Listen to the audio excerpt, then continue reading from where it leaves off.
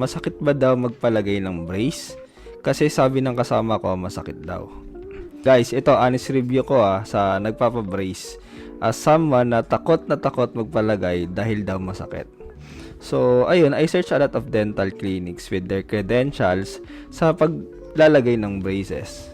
Okay lang kahit mahal, basta sure na tama ang gagawin sa aking procedures. Ito ginawa ko, nagpa-x-ray ako ng ngipin, and then my dentist told me about my dental conditions. Bale, sinabi niya sa akin na need ko magpalinis, ipapasta ang mga need ipasta, bunutin ang mga need bunutin, lagyan ng dentures ang mga need lagyan ng dentures bago magpa-brace. So ayun, nagawa ko naman lahat at ito na. Finally, magpapakabit na ako ng brace. So una, nilagyan niya muna ako ng kulay blue na medyo maasim to.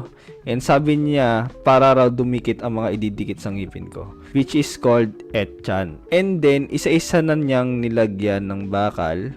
So nakikita nyo, simula sa taas ng mga ngipin ko, and then sa baba. So yung process na yun, medyo nakakaantok siya dahil siguro maaga yung appointment ko since may gagawin ako sa hapon. So hindi naman talaga siya pala masakit.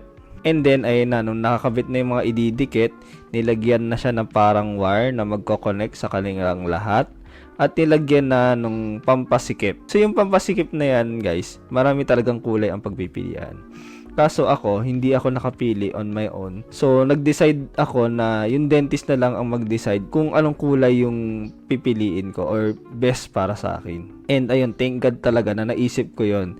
Kasi may mga kulay daw na magbumukhang dilaw ang ngipin mo. So, since medyo madilaw nga yung ngipin ko because of my genes, siguro naman ako sa magulang ko, mga ninuno ko, pinilian ako ng dentist ko ng kulay na magmumukhang puti pa rin ang ngipin ko. So, which is color gray. Nung nilalagay na to, dun ko na naramdaman yung tension sa ngipin ko. And dun ko na-realize na akala ko ayos ang ngipin ko. So, nararamdaman ko kasi kung saang direction hinahatak bawat isa yung mga ngipin ko. So pagkatapos ng procedure, may briefing na nangyari like bawal akong kumain ng mga matitigas na pagkain at marami pang iba. And ito na ako ngayon after 1 week. Di ko alam kung sinuwerte lang ako pero di sumakit ulo ko. Yung second day masakit sa ngipin pero nakakain naman ako. Right now may 3 akong singaw. Pero normal lang daw yon kasi di sanay yung cheek ko sa mga bakal-bakal sa ngipin ko. So ayun, stay tuned sa brace update ko. Gagawa ko ng mga videos sa magiging procedure ko nito or transformation ng ngipin ko. So